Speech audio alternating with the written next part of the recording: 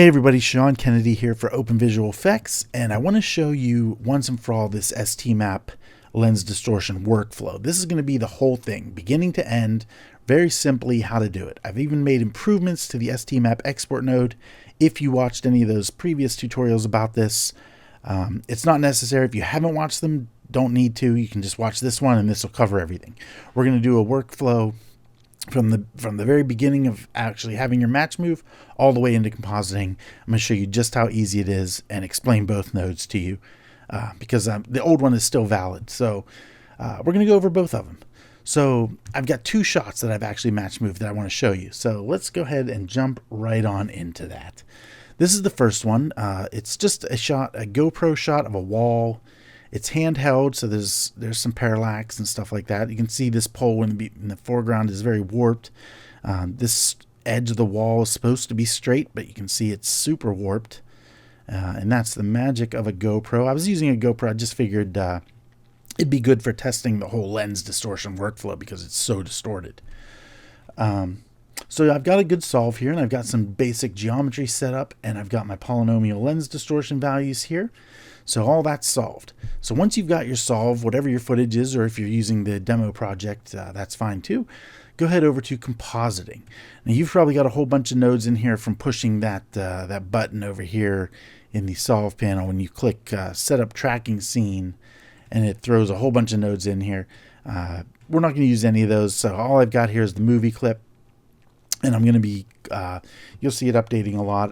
To update, I'm just Control Shift and clicking on this export node, and it will update whatever footage is here. So here's our footage. And let's go ahead, if you go ahead and look at this, before we actually, I jumped the gun a little bit there, but let's take a look at that lens distortion in here. If we turn on the clip display render undistorted to take a look at it, you can see it's pretty extreme. Blender does a great job. You can see this foreground pole is now more or less straight. So it does a great job of fixing it. But it's so extreme that all this sunlight, all the way down to the ground, is actually pushed right out of frame. That's how warped it was. So all these pixels, all those sunlight pixels that were here, are now actually out here somewhere beyond the borders of the frame.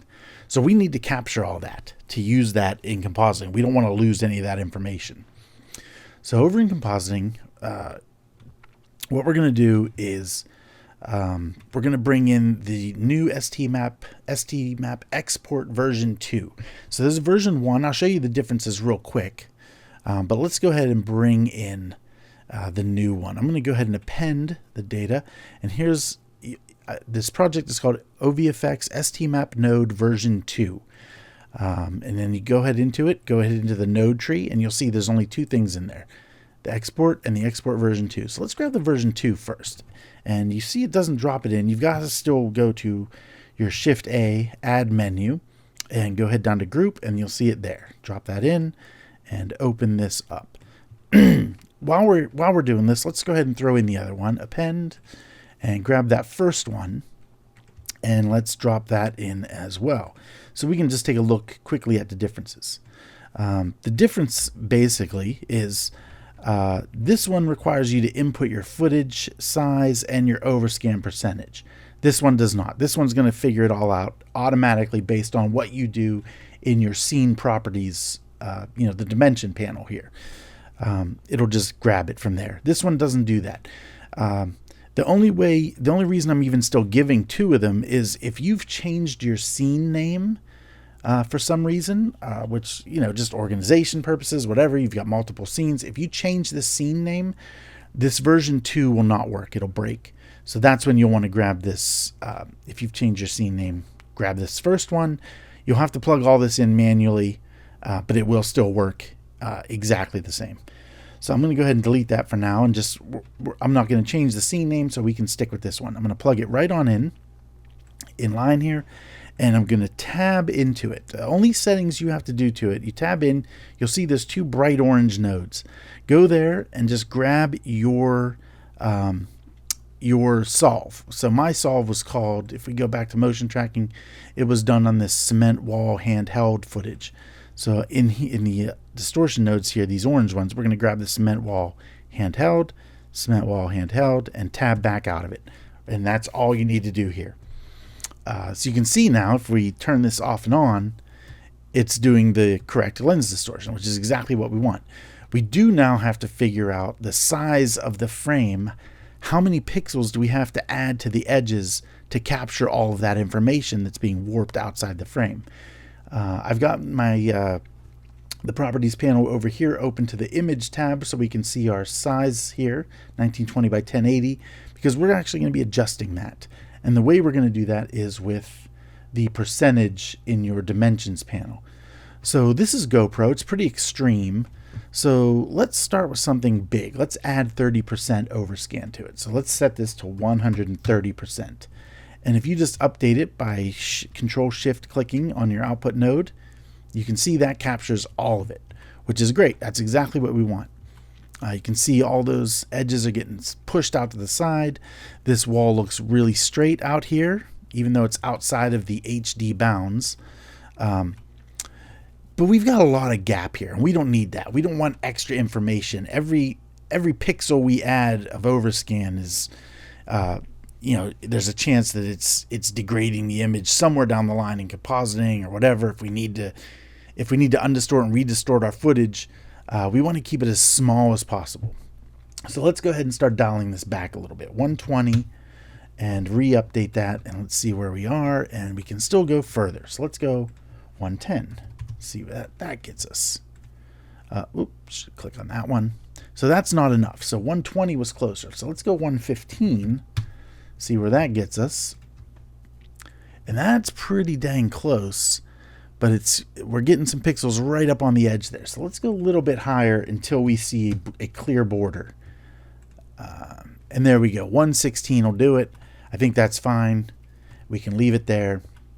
And that will give us a footage size of 2227 by 1252, which is perfect. That's great. So if you are going to be working inside of Blender, you're going to need this footage. If you're doing all your compositing inside of Blender, you'll need this. So you'd want to render out this undistorted footage. You can call it the same name as your movie clip and just add undistorted at the end of it and render out this out as like an EXR sequence or something.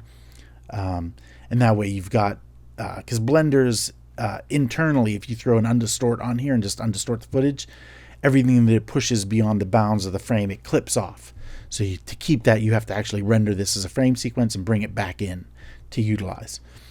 But we're not going to worry about that for now. That's just if you're compositing in Blender. We're not going to be compositing in Blender. The whole idea here is to get your lens distortion out of Blender for Nuke or Natron or Fusion or After Effects or whatever. So let's bring in that STmap. Now, in a previous tutorial, and I'll also link it here in this blog post, I gave away a pack of pre-made STmaps of all the kinds of sizes most people would need nowadays. Some 2K sizes, 4K sizes, and some HD sizes. So I'm going to grab that base HD 1920 by 1080 and just drag it in. And all that is a single STmap image, which is what we want. Plug it in here, and you can see it throws it through that undistort setup. It's still the same size. Everything's exactly the same. It's just now an STmap, which we can use to undistort our footage outside of Blender. So let's go ahead and save this. I'm not going to actually render anything. I'm just going to go to Image, Save As, and I would call this Cement Wall Handheld Undistort because this is undistorting the footage. I'm not actually going to save it because I've already exported it, but you should save it. Save it as an OpenEXR, RGBA. You want the alpha, full float, so we have as much data as possible. You can leave the zip on if you want, and then just save that out. Once you've done that, just click this again hold down Control-Shift, click the node again, and it will jump down to that second one, and now you'll get your distorted STmap, the STmap that's going to actually add the distortion back on. And this is actually the important one if you're doing, if you're going to add some CG into a distorted plate. What you want to do is add this distortion map to your CG, and it will bend and fit to your footage. However, make sure you write this down, this overscan size, this 2227, 1252, or if you've done your own footage, whatever that is, write that number down because you're going to need it. So let's go ahead and save this as well. Save as, same settings, OpenEXR, RGBA, and your full float, and call this one Distort STmap.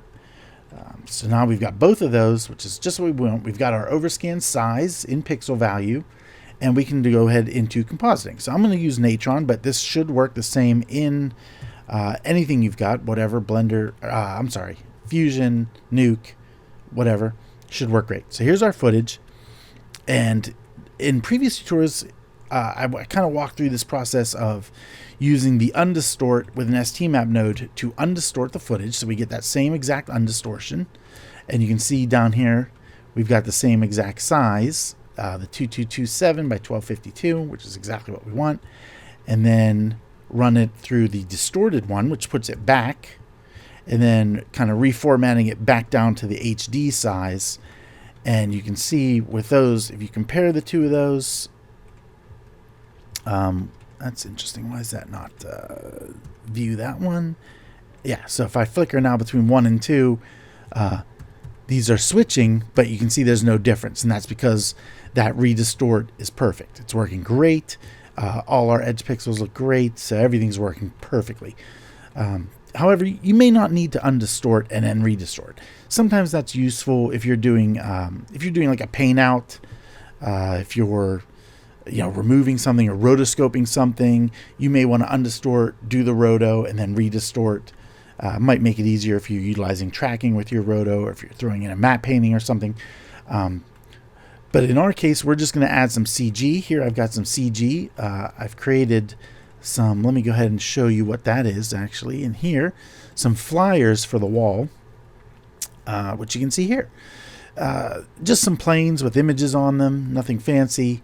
For some reason it's not showing me some of them, which is very strange. Very odd. But whatever. So yeah, if you take a look at that rendered, that's exactly what it looks like. And the whole point of this is to, the trick is to render your CG with that overscan size, right? So you need your CG, once you've undistorted that size that you've got, that's the size you want your CG to be. Oh, geez, what did I just do? And that's what we have here. This is the CG at that overscan size, so that we've got those bounds. However, you can't just simply render your CG at 1920 by 1080 at 100%, or if you turn this up to 116, which we know is what it was, nothing changes here. It's going to render the correct size frame, but we're still getting our CG clipped off the edge. So you don't just want a larger size, you actually want it's called the overscan. You want to add kind of like a pixel boundary to that render frame to get extra frame. So there's an add-on for that, thankfully, created by, I think, the guys at Barnstorm Effects, which is great that they did this. It's called Overscan. If you go ahead under your preferences, I'll put a link to it in the blog post. But I've already got it installed here. You can see it's called Camera Overscan. John Roper, Luca Scheller, and Barnstorm Visual Effects. It's pretty basic, but it does the job. It could use some improvements, but again, like I said, it does the job. So once you install it, you'll see in your dimensions scene panel at the bottom there's a little checkbox that says Use Overscan. Can't really see it. And then there's an X and a Y dimension and a button called Bake to New Camera. So that size, remember that footage size, that 2227 by 1252, that's what you want to enter in here. You want to turn on Overscan, enter that new size in your X and Y, and click Bake to New Camera. And what it's going to do is create a new camera that is the dimension size. You can see our resolution X and Y has changed now to that new size. And it changes the focal length so that nothing is changing in the image. No perspective change is happening. Nothing's weird is going to happen. It's literally just adding extra pixels around the edge. It's making your camera fit all that in without changing anything about how it was shot. Kind of. I don't know if that makes sense or not. The trick, however, is here you can see what it's doing. It looks like it's just zooming out, but if you actually did just zoom out without adjusting anything else, there's going to be a little bit of shifting. Things are going to look a little strange, or perspectives won't line up exactly the way they should have if you're doing something very intricate, very detailed kind of CG work. This calculates it, changes the focal length of the camera in a way where it stays exactly the same. I actually did some tests and I took a look at it at a sub-pixel value. Like I was really checking out up close pixels, see what was going on. There is a little bit of shifting, but again, it's all sub-pixel. It's so minor that it's not even noticeable. This works great. The trick is that this, however, as you can see, it's changing your resolution size. If you've still got your percentage set to 116, you want to set it back to 100%, because when you turn this on, it's going to set it to that overscan, that 16% overscan size. You don't want this to still be at 116. You now want it to be at 100% because you want it to be these pixels. So that's something to keep in mind. It'd be really nice to tie this in a little bit better, so you could actually enter percentages and have the percentage linked and all that kind of stuff. So there's, it's not perfect yet, but at least it's working and it's there. So go ahead and make sure that's at 100, put in your new overscan size, bake the new camera, and that's the camera you want to render your CG from, which is exactly what we have over here. And then you can see once we run the CG, we're not even going to use the undistort STmap in this example. We're just going to run it through the distort map. Once you run it through that, you can see exactly what's happening there. If I flicker this off and on, you can see it's just distorting it. It's simply adding our perfect distortion to the CG, which is just what we want. Then we're kind of reformatting it back to HD, and then I am throwing it over top of the wall footage, and you can see it works great. If we turn it off and on, you can see exactly what it's doing. It's kind of snapping it in. I've got a little bit extra in here. I kind of threw a little drop shadow in on all the posters, but it's not anything major. I just kind of shifted the matte, blurred it a little bit, and then darkened it a little bit behind there. And that's what we've got. I didn't do any roto or anything. It's just an example, but this footage now, that CG is being distorted, and it's great. We can add, and even if you wanted to rotoscope, you could even rotoscope this undistorted. It might make rotoing all this a little bit easier. You don't have to adjust that warping. You can just do straight lines and then just apply that distortion to the rotoscope, and that should work as well. So having that's very, very handy. So let's take a look at the other example now. I'm going to go ahead and open the other example, which is called Carson panning. So this one looks a little crazier. Just there was a lot more tracks involved in this one to get the solve, but it's literally just a tripod pan following this car as it drives through this park. There's a statue here in the foreground. I know it's really it's kind of hard to see with all these tracking markers, but yeah, there's a statue there. Anyway, the track is not what's important. What's important is I solved it. It's a tripod thing. I've got some basic geometry in there. I've got some of the cars. I've got like kind of where the statue is set up. And I have our polynomial lens distortions. So again, in compositing, we're going to go ahead and do the exact same thing. We've got our footage here. There you go. You can see it a little bit better. Again, typical HD. This is not GoPro. This was shot on a little pocket camera I have. So the lens distortion is going to be a little bit different on this one. But let's still just go ahead and we've got to append in the version 2. Throw that in here. Group STmap Export version 2. And tab in and grab our Carson panning 3. Carson panning 3. Tab back out. And now let's take a look at what it's doing. If we turn this off and on, this is the opposite distortion. Instead of pushing things out beyond the borders of the frame, the HD frame, it's actually pulling it in. So yeah, there can be different kinds of distortions, and this map node, export node, will work with both. The good thing about this one is we don't have to worry about the overscan. So let's go ahead and again bring in our 1920 by 1080 STmap, plug it in here, and again, you'll want to save that. And if we take a look at both of these, there's the first one is exactly what we would think, right? It matches what we were seeing with our footage, where it's pulled in a little bit. The other one is going to extend it out. But the trick is you don't have to worry about those now. The pixels that have gone beyond the borders of the HD frame, you don't have to worry about. The important thing is what's, yeah, you just don't have to worry about it, honestly. If we weren't losing any pixel data on that first distort, you're not going to lose any on the second. So go ahead again and save these out. Save as, I've got a Carson panning distort and a Carson panning undistort. Again, saved with all the same settings. And if we go ahead into Natron or Nuke or Fusion or whatever you're using, again, we can take a look at this. And let me set the frame range.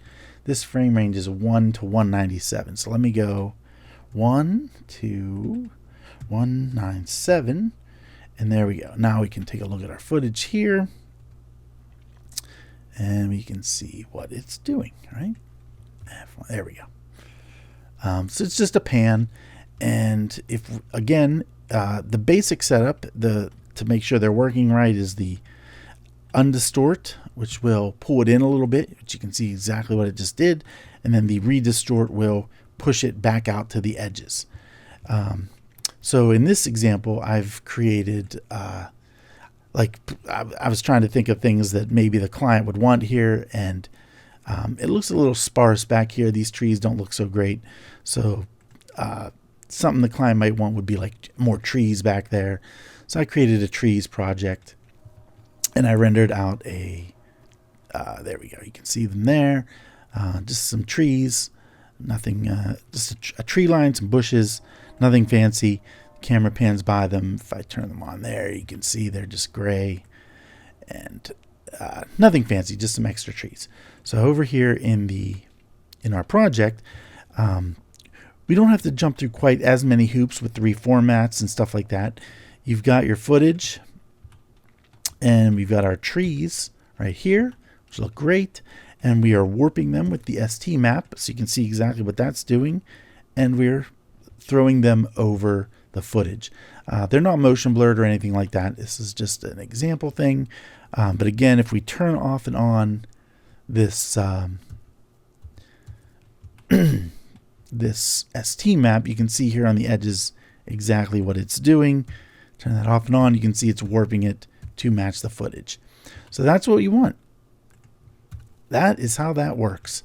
That's how to get your STmaps in and out. Everything works great. I'll have links to all these projects if you want, and to the new STmap Node project, where you'll get both versions of the STmap Export Node. The one that works just out of the box, and then the one that works, it's a little bit more manual if you've changed your scene names. So yeah, and all these project files if you want to mess around with it. And if you have any questions, let me know. And I hope this helps a lot. I'll again also link to my pack of STmaps, so that everything you need is right here in the blog post under the assets, and you can just download whatever you need and be ready to go. And yeah, that's it. Thanks for watching. I hope this helps. And yeah, and thanks to everybody online, Twitter, and everything that helped me work through all this, because it was quite the pain, but it's all working really good now. So thanks for watching, and I'll see you in the next one.